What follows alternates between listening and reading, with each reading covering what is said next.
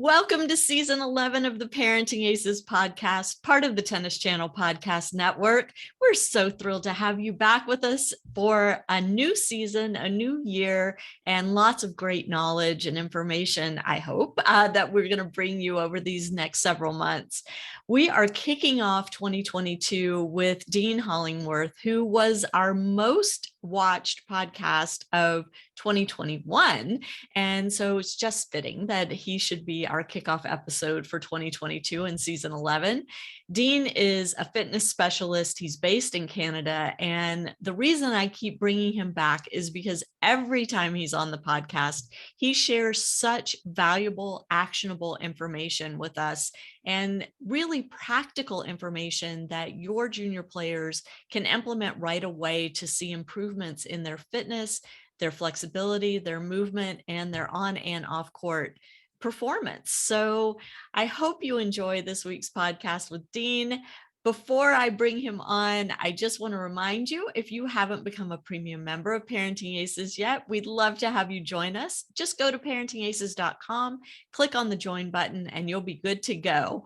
We are also offering through our online shop, not only Parenting Aces merch, but also our consults that you can purchase on an a la carte basis now. So if you have need to sit down with me via Zoom for an hour or more, if necessary, to talk about various aspects of your child's junior tennis development, college recruiting, or anything relating to tennis in general, you can book those through our online shop on ParentingAces.com. Now, sit back, relax, and enjoy my conversation with Dean Hollingworth. Hey, Dean, welcome back to the podcast. You were our number one podcast of 2021 of season 10, and now we're kicking off season 11. It's early in the year, but what better way to get things going, hardcore than with talking about off-court training and fitness in our young athletes. I'm so thrilled to have you back. Oh my God, thank you so much. I am shocked that the podcast that we did together on fitness was number one. I'm completely humbled by it and so excited and honored. Thank you so much for having me back. And thank you so much for what you do for tennis and the parents and the junior athletes. Thank you. Of course, back at you. And, we get lots and lots of questions at Parenting Aces about what kids should be doing off the court to improve their fitness, to reduce their chance of getting injured, and all of those sorts of things. And every time you are my go-to guy. So I'm excited for people to get to see you and hear you. And for those of you listening to this on one of the podcast apps, as opposed to watching it on our YouTube channel or on our website, I hope you'll check out the visual part of it because Dean's got some great info to share with us this week. Yeah, I have a nice presentation planned. And as we just discussed prior to going on air, I would like for 2022 to be the best physical fitness year for our junior athletes listening out there in terms of becoming stronger, more powerful, more resilient, and preventive injuries, having the athletes be healthy throughout the year. One of the things that really upsets me is when I see a young boy or girl sitting on the sidelines and watching their friends, their teammates play, and because they're lacking in the area of strength and mobility and flexibility and things that most likely can be avoided. Listen, I understand sports, you're going to have injuries. There's no doubt about that. Stuff happens, but so much of it can be prevented.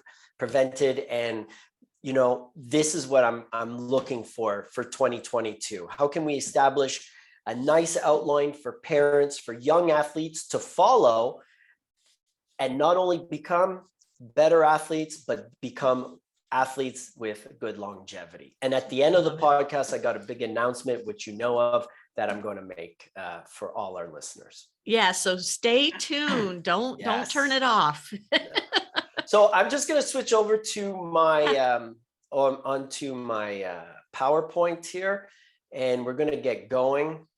So as we see here, improving on-court athleticism. And this is one of the things when I have a parent that calls me up or reaches out to me and says, hey, my little boy, my little girl, we want them to get better, want to become better tennis players. And one of the first things, and I've probably said this so many times already, I'm not in the business of making better tennis players, but I'll tell you what, my heart is completely devoted to making a better athlete. And as you know, and so many of your listeners know, if you have a better athlete on the court, you are definitely going to have a better tennis player.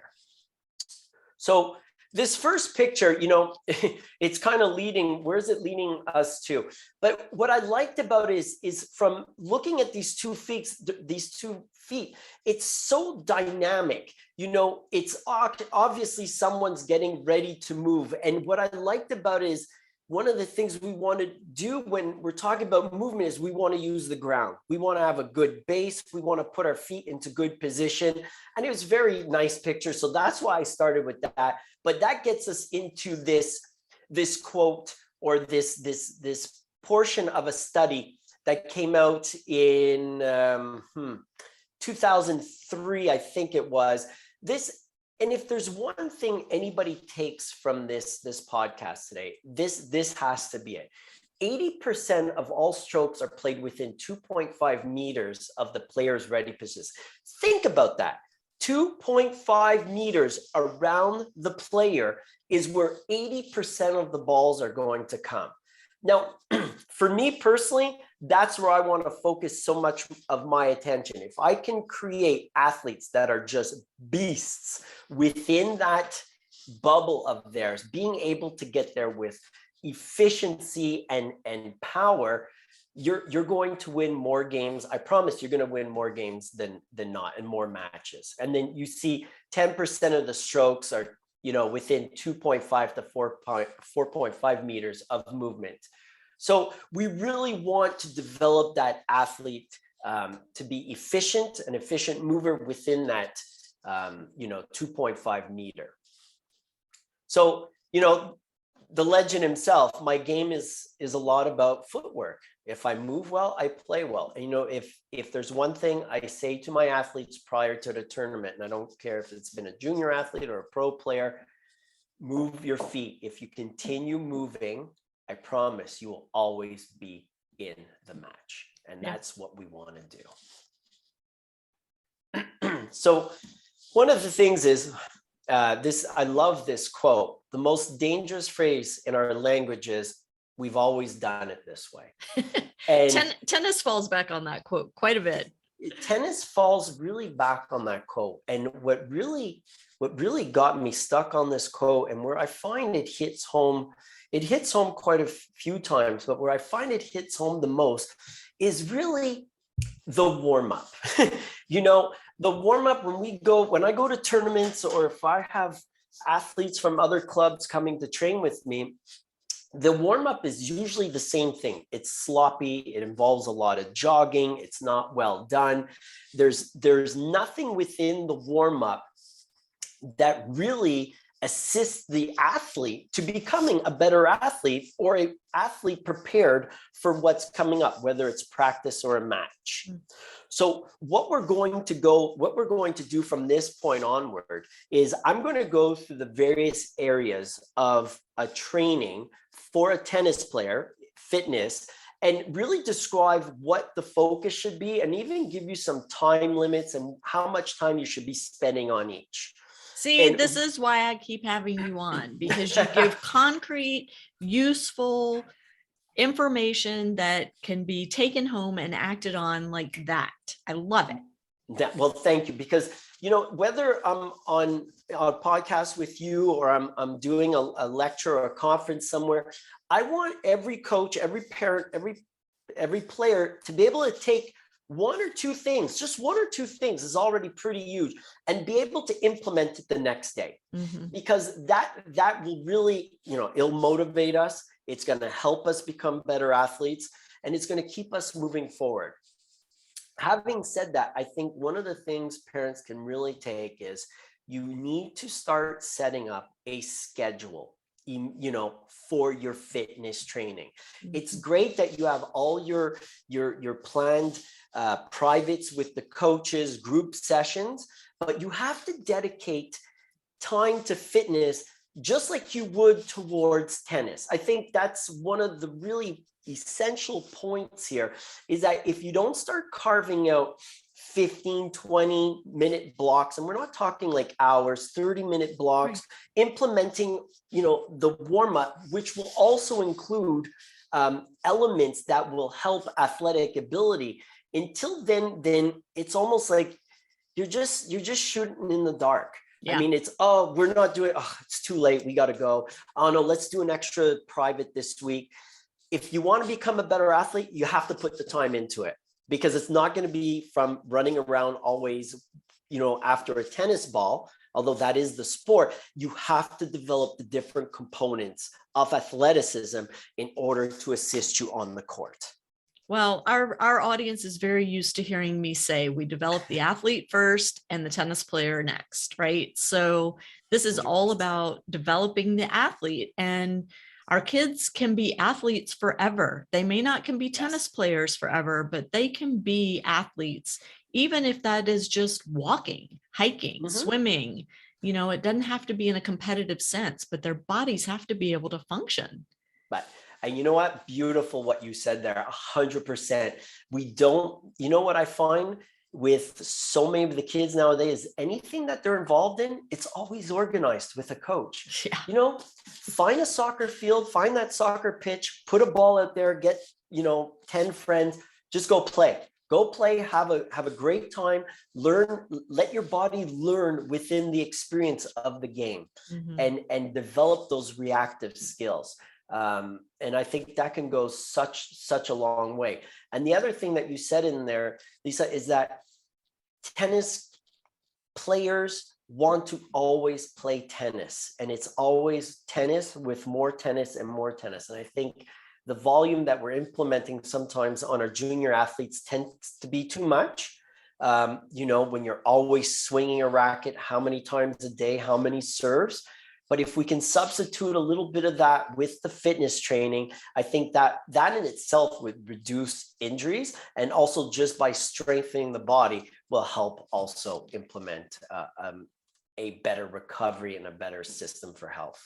And let me just add to that, Dean, because I recently attended a virtual conference talking about reducing injury in young athletes and optimal training load and optimal tournaments per year and training hours per day and per week and all of that. And, the bottom line is more isn't better. You've got to find that sweet spot where you've got the optimal amount of training time that you're maximizing, that you're giving 100% effort for that period of time, and then you're finished. But the fitness has to go alongside that. It's not in lieu of tennis. It's alongside the tennis. You have to do both. Yeah, 100%. And I hope parents heard that, 4 hours a day doesn't mean it's better than 3 hours a day, because 4 hours a day at 70% of your work capacity, it's not the way to go. I'd rather see an athlete train for 2 solid hours and call it a day, as opposed to 3 hours and the last hour is really dragging your butt. Because one thing parents really need to understand is that any movement is a learned movement. So if you're tired and you're starting to get messy, that's what the body's learning. It's not learning to be efficient. Yes, I understand that, you're going to be playing tired, but if you're trying to develop skills, don't develop a skill that's deteriorating and continue trying to learn that skill, because you're not learning it properly. So like you said, hey, put in the time, 100% effort. When you start getting tired, come back the next day at it. Yeah. Okay, let's keep going. So I just wanted to share this because I think this is important. The performance pyramid, it comes in 3 levels. There's the functional movement, there's the performance, and the skill. The top of it is actually, the smallest part. The skill is tennis. Let's look at the functional movement. One thing that it's really important for people to remember, for the parents to remember is, it's, yes, everybody can move, but are we moving efficiently and are we moving properly? It's one thing to be able to say, okay, show me athletic stance. But you know how many athletes can't get into those stance properly? Like they can't even find the position because they're lacking the hip or the ankle mobility. And then can you perform? Can you get in and out of those stance and perform the movement patterns? And that is the real functional base of the pyramid that I think we need to spend more time at developing. And it's not just by doing the exercises, but by doing them properly, being sure that the athlete has the proper mobility and stability to do those exercises. And once that's established, then we can go to the performance level and saying, okay, how can we start putting a big engine into this car and making a beast out of these athletes so they can be big performers on the court by increasing strength and power. So, do you have all the buckets? Are all the buckets full? We have to have mobility, we have to have strength, we have to have power, and we have to have movement. And sometimes we tend to focus on one more than the other. And that will cause an imbalance in developing the athlete. And especially that first one, the mobility, it's crazy when I see kids, especially when they start high school and they're growing, they're sitting a lot during the course of the day, the hamstrings, the ankles, the hips. It's just, for some kids, it's really crazy how much they're lacking in that. And if you're lacking in that, you're not going to be able to develop the power that you want because you can't create that elasticity. You won't be able to create the movement pattern that you want. And then if you just start building strength on that, then you start building a bigger problem. So we're going to take a look at each one of these buckets. So mobility. So when I'm saying mobility here, I'm looking at mobility. What I do with our junior players is the first 5 to 10 minutes, we work on mobility. They get down on the ground and we go through a whole mobility routine. And it doesn't have to be long. It's 5 minutes, but we're really working on the various aspects, especially ankles, hips, and thoracic spine, which is the middle of the spine. Now, the reason why I put up this joint by joint concept is that it is critical and really something everybody should know about. If you're, an athlete or not, this is important. And if you notice, the body is stacked, is just joints stacked on top of one another. And they alternate between mobile and stable. So what's a mobile joint? So my wrist is a mobile joint because I can create circles, I can go back and forth, and I can go side to side. Now, if I try doing that with my finger side to side, I'm probably going to break it. We don't want to do that right now. But when you think about that, my wrist is really my ankle, and then my knee would be my elbow, and then my hip is really my shoulder. So if we see here from the joint by joint concept, we need the ankles to be mobile, we need the knees to be stable, and we need the hips to be mobile, followed by the lower back and the upper back, again, stable, mobile. Now, this could be talked about for hours, but I'm just going to say this. Here's the problem. When you get a mobile joint, let's take the hip because that's one of my favorite things, and it becomes more stable than mobile, that starts having an effect on the joint above or below, which would be the lower back or the knee. So the body says to itself, my hip is no longer mobile, but I need to provide mobility for a certain movement pattern. I'm going to ask my lower back or my knee to do something that it doesn't want to do.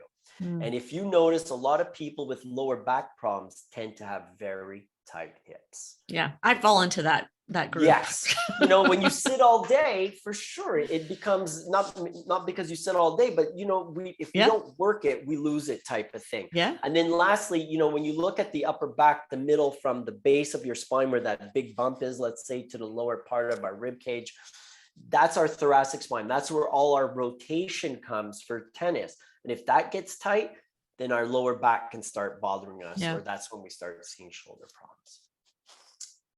So foam rolling, stretching, stretch, mobilizing, these are things that you can perform. The foam rolling you can perform at the beginning of a session. I know for a lot of people that's very demanding because we don't have a lot of time, but I would highly recommend to foam rolling the bottom of your feet.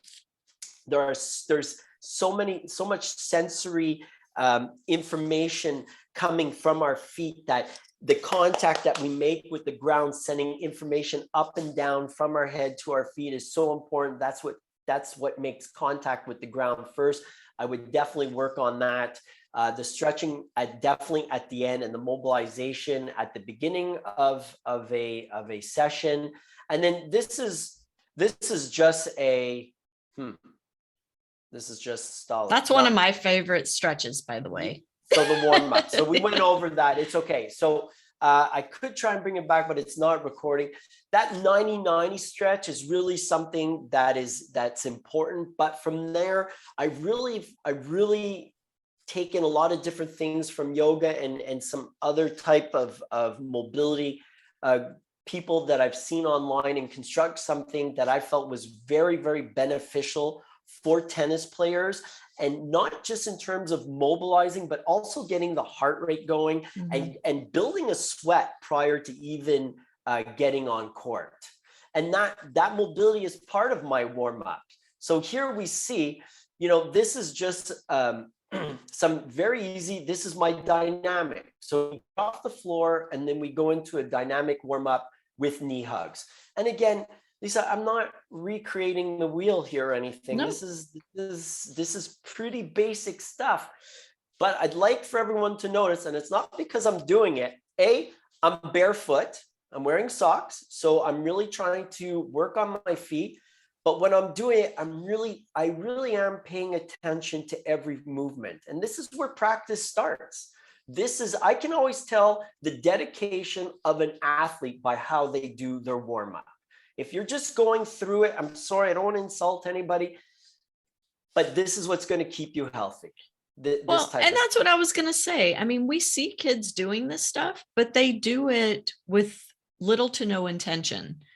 They're just kind of going through the motions without thinking about why they're doing it, what the benefit is, and how it's preparing their body for training or competition, whatever day it is. Yeah. And I think that's a big piece of this is, when as parents, we harp on our kids to do these things, but if they're just going through the motions without intention, it's really not helping them. Yeah, no, listen, I agree with you 100%. And again, one of the things we talked about at the beginning, 10-minute warm up, no less. And our warm up is 10 minutes. Like, there's two phases to our warm up. It's the mobility, the dynamic warm up, plus our elastics for activation. I've gotten those three components down to 10 minutes. Then there's also the movement. But I don't mind if the athletes go on court and start with mini tennis, and that's part of their movement. And the coach is just moving them around to get them used to the court setting. I would say this stretch I'm doing here, the world's greatest stretch, if there's one stretch you could do, this is it prior to getting on court. This pretty much nails everything. Yeah. And again, for those of you listening to this podcast, you are missing some really valuable information. So please, please, please come watch the video version on ParentingAces.com or on our YouTube channel. 100%. So then we move on. Then we have our strength. So speed and strength equals power. So we really got to get stronger. And with tennis, one of the things is, yes, once you've introduced, if you're working with young players, 8 to 10, 12 years old, I'm not loading them up with big weights. What I am doing though is I'm teaching them body weight exercises. And this exercise that I'm going to demonstrate here soon is a body weight exercise if I'm not holding the dumbbells. But I'm talking about squats, lateral lunges, split squats, reverse lunges. All those things are really important, even using a TRX for rows and things like that. That's where it starts. But one thing that I would really, really recommend is that once you become proficient at those exercises and you start becoming a little older and you start going, through your growth phase, we got to start working and looking at single leg training. Tennis is really played on one sport. On one leg. So most of the athletes that we have at our club, it's all single leg training. We're not doing a lot of squats, traditional squats. We're not doing a lot of those type of exercises. We're doing step ups. We're doing this single leg RDL, reverse lunges, lateral lunges, even, a curtsy. We don't always want to think of tennis, training in tennis in a straight line forward and back. We have to work side to side and in the transverse plane. And tennis is so much about balance, right? So this is a Yes. way to integrate balance training. Well, phenomenal, very, very good. If a lot of the junior players can't even get into that position. First of all, they're having a very difficult time maintaining the balance on their single leg. And secondly, they don't have the flexibility or the mobility to get into that position. Mm-hmm. So that exercise is in my warm-up, just so it's like we practice that every day. So again, going back to the warm-up, which people must just think I'm in love with the warm-up 24/7, but look at how much you're learning by doing lunges and squats and single leg exercises. It's just getting you better and it's setting a better foundation for the gym. Mm-hmm. And then, we have lateral lunges, and then the different types of lateral lunges that you can do, coming out, coming to a single leg. This, when you think about change of direction, when you think about developing rotational power, this is where it comes from. I'm watching that and I'm thinking of multiple videos I've seen of junior players being taught how to serve and being told to serve the ball and then stop with the back leg up in the air. Yes. And to hold that position. Yes. And how many of them are just, wobbling here and there and everywhere because they don't have the proprioception or the balance to hold it. And so this is what's happening in this warm-up. You're getting the brain and the body connected to be able to do all of this movement on the court when they have the racket in their hand and a ball's coming at them. Yeah, 100%. Very well said. And it is. And they're building all those things plus the strength and the core strength that is so needed for sure. Well said. Okay, so power, using the ground to move. So like we said from that picture, we're trying to use the power. So in our program, so the strength program, let me just back up a half a second here. So I think junior players should be doing strength training 2 to 3 times a week. If you say you can get twice a week, I'm not going to argue. I'm not going to even ask for 3. I'm already happy as you know what, that I'm really excited about that. And it doesn't have to be any more than like 20 to 25 minutes. I don't even want to say 30 minutes because people are going to get scared. But if you do a full body program, if you go legs, upper body, core, legs, upper body, core, and you create a circuit of 7 to 8 exercises, let's say 8, right? Okay. And you do those 8 exercises. Theoretically, each exercise should take around a minute to do. So let's say a circuit takes you 10 minutes or a little less.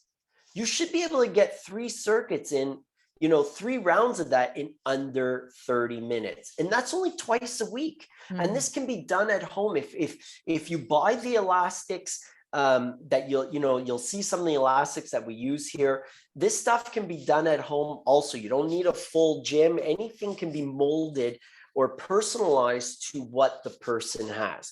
I work with a lot of ITF players that are on the road, and it's amazing. Sometimes the gyms look like these 4-star hotels, and sometimes it's literally 2 mats and a stationary bike from 1962. So, hopefully, like you can always contact me. I've done this so many times that you can organize a plan anywhere. So developing power.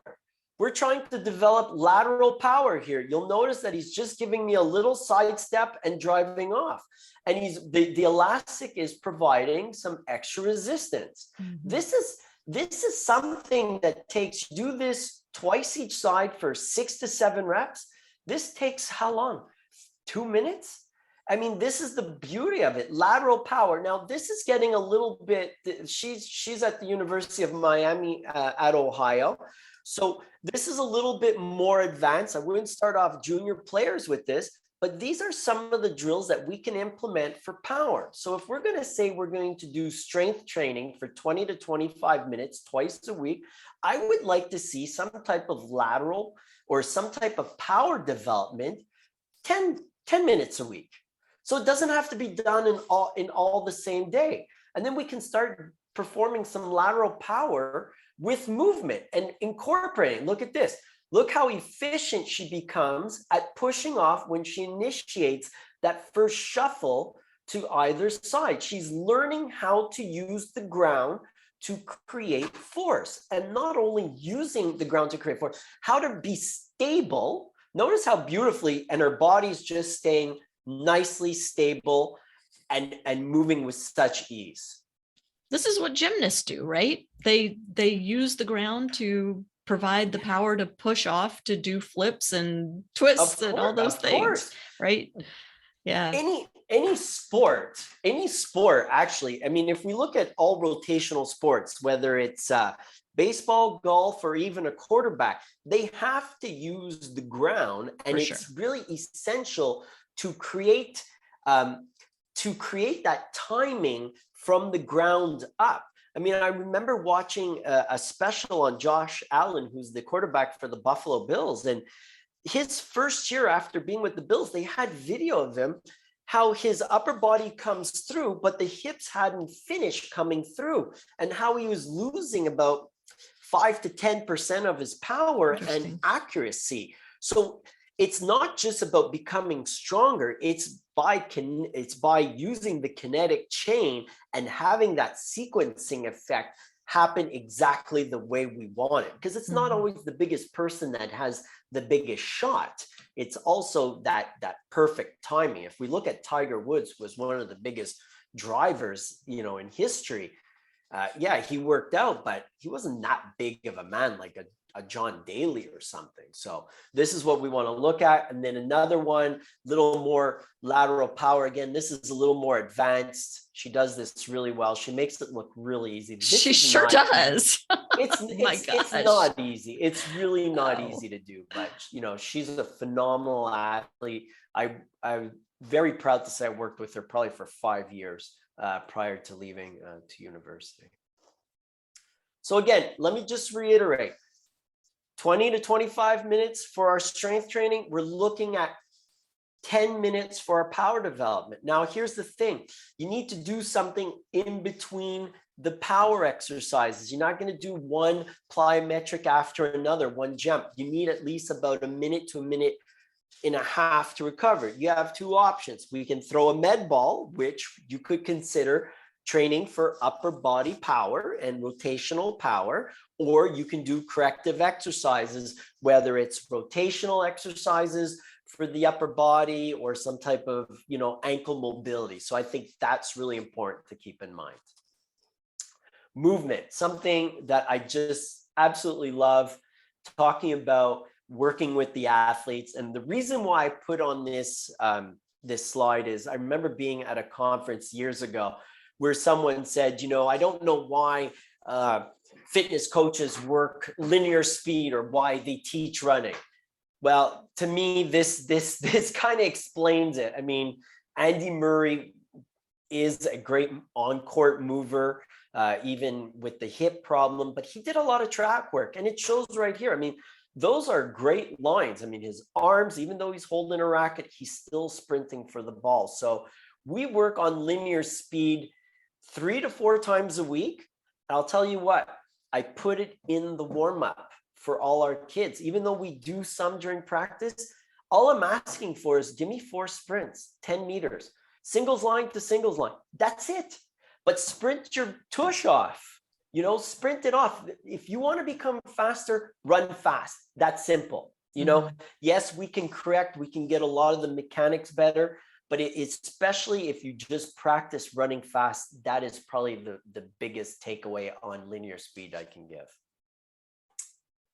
And what we want to watch is that first step when we're moving. And I think this is something, it's just for parents to maybe take some video, have the coaches take some video and watch the movement at a slower pace, because sometimes it's not easy to see if you don't have a trained eye. So you'll notice her when she starts running, watch the left leg, how it just gives a big cycle like she's on a bike, right? That's not very efficient when we're talking about moving forward. But after doing a few exercises, I just backed it up there. Now you'll notice the difference of that leg driving forward. And you also notice the distance that she's able to acquire moving forward. Mm-hmm. If you don't move forward or side to side properly on that first step, you're already behind the game. And something like 0.25 of a second can be the difference between hitting the ball not in the sweet spot or hitting it in the sweet spot. So this is something we work a lot on not just being powerful and quick, but being efficient with our movement. So linear movement, athletic, active position. We want them being ready, in a good athletic stance.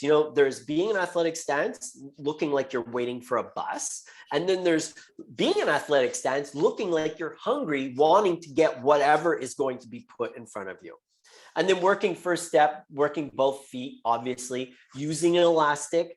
And you can switch up the sprints. I mean, I wouldn't go any further than 20 meters because that rarely happens on a court. Yeah, true. It's so funny. I heard a coach years ago describe tennis. He said, everybody thinks of tennis as being a racket sport, but it's not. It's a movement sport. It is. Yeah. That's brilliant. Yeah. Because if you can't get to the ball, it doesn't matter. Right. That's you're just right. watching it go by, you're never going to hit it. That's right. Doesn't matter how great your forehand is. That's right. Nobody will know. Yeah. It'll just be a rumor floating around the courts. He has a good forehand, or she has a good forehand. We've never seen it though. And then if we're talking lateral movement, and I think this is one of the things that for me in the last 2 years has been truly eye-opening, and really focusing on this lateral movement, on being more, watch the lead foot, what she does there. Did you see that? How she double taps that left foot? She taps it and then taps it again. Mm-hmm. Now, you may be asking why that's happening. It could just be bad mechanics. It could be because she's lacking that external rotation of the hip to get it there, and she has to do something else. Oddly enough, she did it with both feet. So when we're trying, and people are like, wow, this must take a lot to really correct this. We did a little bit of mobility work. This happened this day. We did a little bit of mobility work, and then I asked her, I said, Sherry, just lean, step, drive, and just lean, step, and drive. And then you'll notice, same day. Same day, we were able to clean that up, and it got better. Now, what I did was I said, hey, you know what? Part of your warm up, I want you to do this every day before getting on court. I want you to split step, rotate that foot outward, cross over back. Now, she's working on a specific skill that's going to help her, but it's also a skill that's extremely important to tennis. Like, every athlete needs to know how to cross over properly. Excuse me. If you don't, then again, we're not going to get to the point that we want to get to. Mm-hmm. Lateral movement, driving off the outside leg. We can work with elastics. We can shuffle with elastic. Crossover. It's funny. The crossover word, I think that's misspelled, by the way. I've looked at this slide a million times. First time I ever noticed it. the funny thing with the cross, it's really not a crossover, a true crossover, right? Because we're turning the hips, we're keeping the body more towards the net.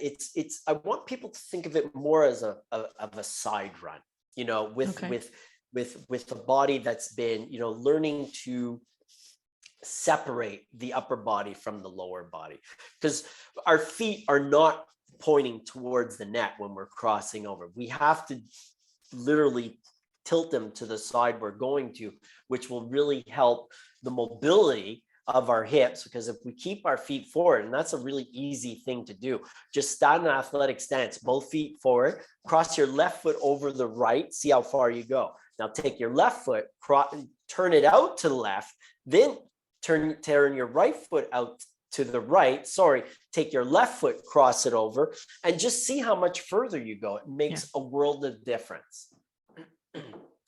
And then the pull away and towards, you know, elastics.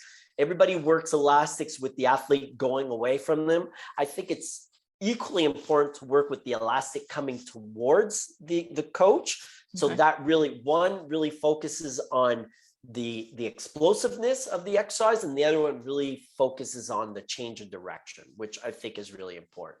And then the hip turns, a little hard to demonstrate, you know, without a video, but that's really disassociation of the upper body and the lower body.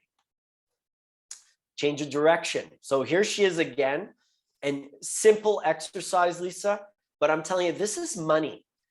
To be able to do this with an 8-pound med ball and change directions efficiently and smile and do it at the same time is really wonderful. And these are some of the exercises that I implement every week, every 2 weeks with our group. And I don't care what level of player you are. I think that this could be good for anybody that's having perhaps a bit of a problem with their change of direction.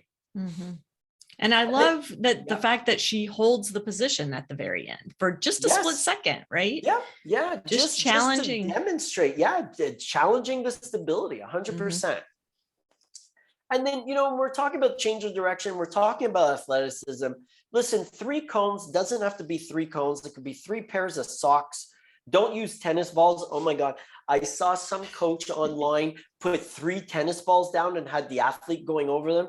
It is just an accident waiting to happen, because they will step on these cones or hurdles or socks or whatever it is. That's instant, you know, to the ER and cast type of thing. So this is a fun exercise that she does well, jumping back, coming back. So we're working really quickness here, change of direction, some power.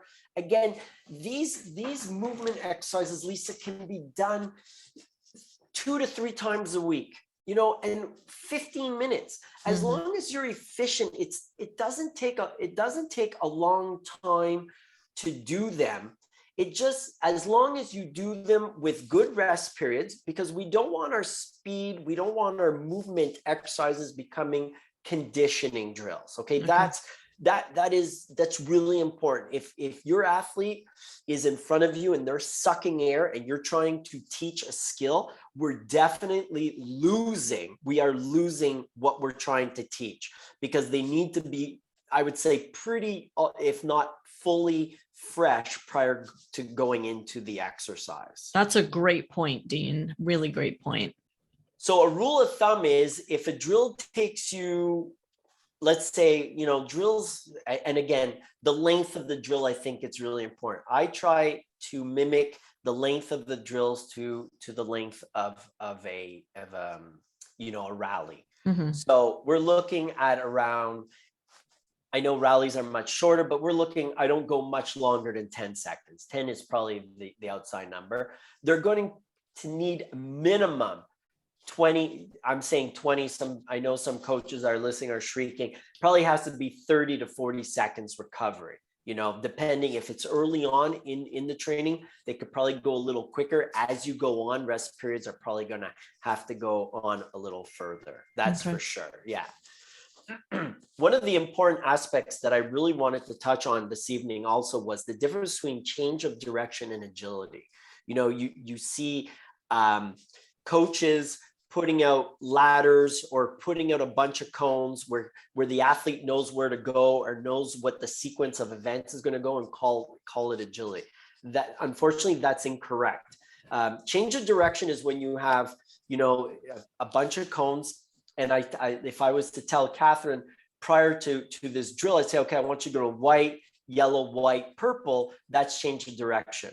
Okay. Agility requires some type of cognitive aspect of it. She doesn't know where she's going to go prior to the event happening. So what we do is there's different we use auditory cues. So I don't know if you'll be able to hear this, but I'm calling out colors here. So I said yellow, purple, and she's reacting to my voice. And it's just a good reaction drill to work on. There's nothing wrong with it. Some people might say, well, this isn't very representative of tennis, and I would tend to agree with you, although it does make it fun. Especially the younger athletes, I put out a bunch of different colors, even put numbers to it. So, I'll say yellow, purple, but maybe purple's 1 and yellow's 2 and white is 3. And I can throw in numbers at the same time. And what the kids really, really love is when I make a box and we number the cones and we start doing math. So cones 1, 2, 3, 4, and then we start going 1 + 1, 7 - 5, and that becomes fun. And I find whenever you can get athletes that are smiling and having a great time, they're learning, and we're challenging them, mentally also. Sure. Because which is really important, because let's face it, tennis is a very cerebral game. Yeah. I learned that lesson today in my match. Oh, did you? How'd that go? Yes, not well. Oh, I'm sorry to hear that. That's okay. And then, the agility with visual cues. And this is where I think one of my biggest shifts this year in coaching has come with visual cues and partnering up the athletes one-on-one, having them do mirror drills or reacting to the face of a racket. And you'll notice we decided that if I do this movement, it's going to the back. If it's this type of movement, it's this cone. So she's reacting to me, because I think that's that's so important, because I've seen so many young athletes that test well, whether in a 10-meter sprint or in the 5-10-5, and then get on the court and not be that same athlete. They're a great athlete, but they get on the court, and why are they not getting to the drop shots? Why are they having balls get by them on the forehand and the backhand side? Yeah. Interesting. And I've never seen anybody do that, Dean. I think that's really interesting, because you're right. You have to be able to read where the ball's coming. You can't wait till it bounces to start going for it. Right? No, it's a little late. And the great thing about this, again, this can be done in warm up. Right. Hopefully there's more than one person warming up in your group, and you just mirror each other. Okay. Yeah. If you go back, I go back. If you go forward, you go to left, I mirror you. And that competition already starts getting the brain chemistry and the nervous system firing up, that when practice comes around, you have an athlete in front of you that's competed and that is driven to perform already, as opposed to taking the first 5, 10, 15 minutes of practice to get to that point. Yeah. And I love the idea that this all needs to be done before the lesson starts, before the group starts, right? This is on the athlete to take care of it prior to the paid time with the coach. Yeah, I listen, 100%. If the athlete can get this done 15 to 20 minutes prior to practice, God bless you. And if you can't, then try and find a couple of times a week, minimum 2, 3, even 4.